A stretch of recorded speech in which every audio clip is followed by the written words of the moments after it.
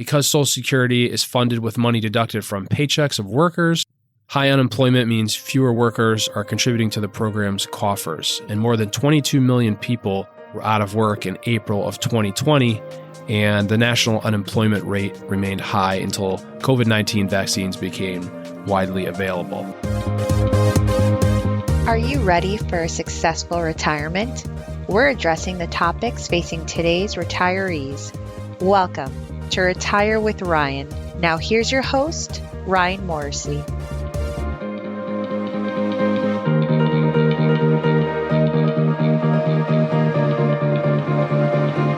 Welcome back.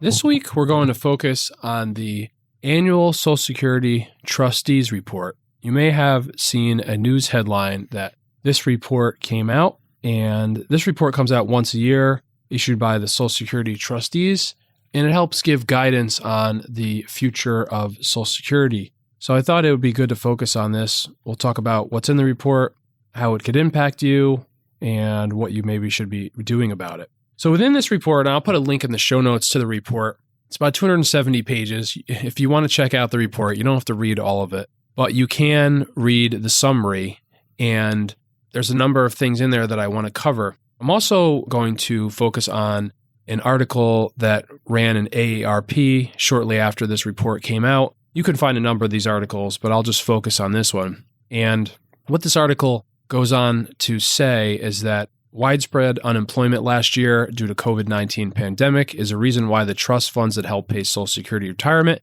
and disability retirement benefits could run short of money in 2034, 1 year earlier than previously projected, according to the annual report from the Social Security trustees overseeing the funds. And the trustees cited wide-ranging impact of the pandemic as one of the causes of the earlier date of the shortfall, and because Social Security is funded with money deducted from paychecks of workers, high unemployment means fewer workers are contributing to the program's coffers. And more than 22 million people were out of work in April of 2020, and the national unemployment rate remained high until COVID-19 vaccines became widely available.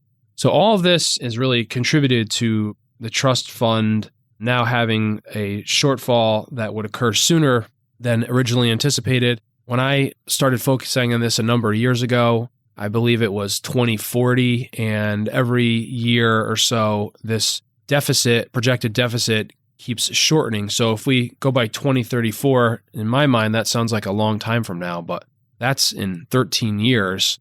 And in 13 years, the projection is that Social Security will only be able to pay out 76% of the scheduled benefits. So you may have heard this before. You may have heard that Social Security is going to run out of money. And in fact, Social Security will run out of money if something isn't done to the system. So what can be done? Well, there's a number of options that are always mentioned in the trustees report.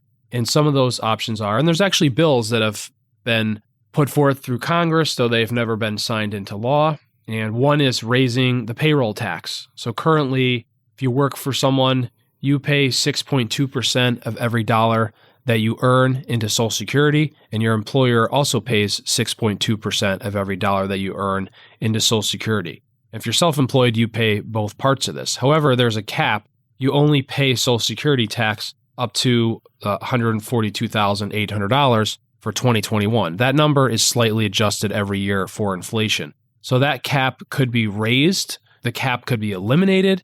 Currently with Medicare, there is no cap. Every dollar that you earn, you pay a percent into Medicare, and your employer pays a percent into Medicare. So that is something that's been talked about. They also maybe could raise the percentage. They could maybe make it 7.5%. There's been different proposals to do that. Secondly, there could be an increase in the retirement age. Right now, if you're not already receiving Social Security, if you're born 1960 or later, your full retirement age is age 67. If you're born before 1960, then your full retirement age is between 66 and 67. So that is something that's been talked about, raising that maybe to 68 or 69 or 70. It certainly is something that younger people such as myself wouldn't want to see, but it is an option. Another option is to increase the taxation of benefits. Currently, a certain percentage of your Social Security benefits are taxable based on how much money you earn and the year that you're receiving the benefits. So that is something that they could make the benefits more taxable. Benefits, however, used to not be taxable. And one of the biggest changes that was ever seen in Social Security occurred in 1983. And that was where the previous retirement age, which was 65, was increased to between 66 and 67. And it also made benefits taxable, whereas they hadn't been. So that's definitely not a popular option.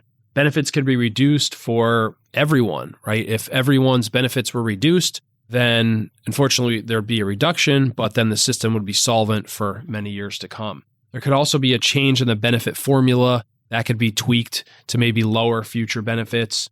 Social Security benefits are also eligible for a cost of living adjustment each year. Each year, the Social Security Administration announces what the cost of living adjustment will be. And this year, there's expected to be a rather large one, close to 6%, just based on how inflation has been tracking year over year. So that is something that if there was a cap put on those cost of living benefits, or maybe there was a minimal cost of living benefit adjustment, that could also reduce how much was supposed to be paid out in the future.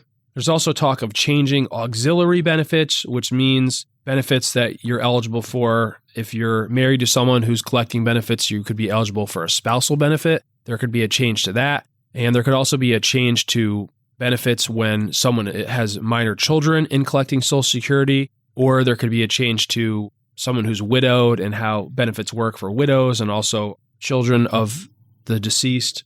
And lastly, not a very popular option, but there's an idea of being able to invest the money, taking a certain percentage of the money that you put into the trust fund and being able to invest the money, similar to a 401k, such as how the government retirement plan, the federal employees retirement plan, which is called the thrift savings plan, maybe being able to invest it similar to that. That doesn't have as much appeal because there's always the concern that if the money was invested in the stock market were to decline, this could negatively impact Social Security. Or if there were large contributions or withdrawals from the stock market due to Social Security, this could also impact the markets maybe in a way that they didn't anticipate.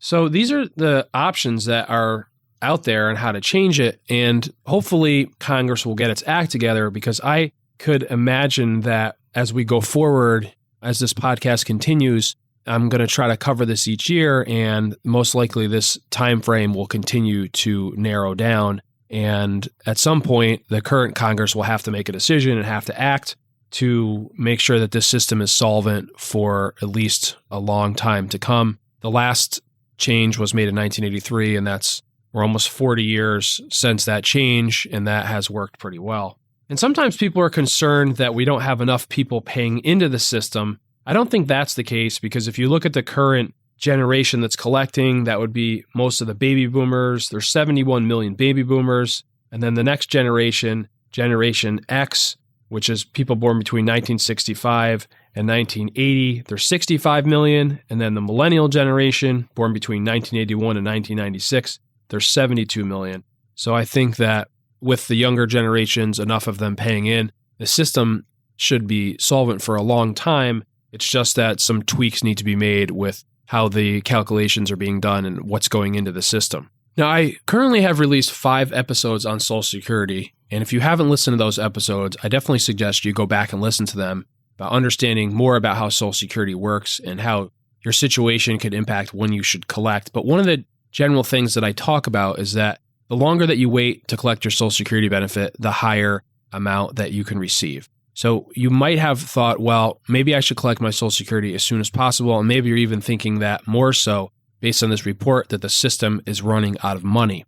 I don't think the system will run out of money. I think that Congress will act before then. But even if they did make a cut in Social Security, I think you'd be better off delaying your benefit as long as possible, because if there was a cut, I think you'd rather have a reduction in benefit based on the highest amount that you could possibly have, rather than it being on the lowest amount, because you do have the option to collect as early as 62 and wait until 70. But if you collect at 62, you're locking in at the lowest possible benefit. So I don't think that makes sense. I think you really have to look at Social Security, how it interacts with all of your other income sources in retirement, and make a decision when to collect based on what's going to help give you the most income in retirement and also give you the best chance to keep pace with inflation in retirement. Because currently these cost of living adjustments that apply to Social Security come in very handy so that your income keeps pace with inflation. And the longer that you wait to collect Social Security, the higher the cost of living adjustment will be. Whereas many times other income sources, if you're collecting a pension where many pensions don't have cost of living adjustments, it's good to have part of your income that can keep pace with inflation. And Social Security is one way that you can do that. So I hope that this update on the Social Security Trust Fund is helpful to you. And definitely check out the other episodes I have on Social Security to increase your awareness on Social Security and the different nuances that go along with it. And just a reminder that my retirement readiness classes are still going on. And if you don't have a plan for retirement, or if your plan is in need of an update, think about attending one of my retirement readiness workshops. They're a 2-night workshop, either taught in person or from the comfort of your home. You can attend them over Zoom, and it will help give you the necessary information to put a plan together for retirement. Have a great week, and I look forward to talking to you next Wednesday. Take care. You should consult a financial advisor familiar with your specific circumstances before you make any financial decisions. Nothing in this broadcast constitutes a solicitation for the sale or purchase of any securities. Any mention of rates of return are historical or hypothetical in nature and are not a guarantee of future returns. Ryan Morrissey, CFP, is an investment advisor representative of Morrissey Wealth Management, LLC, a registered investment advisor.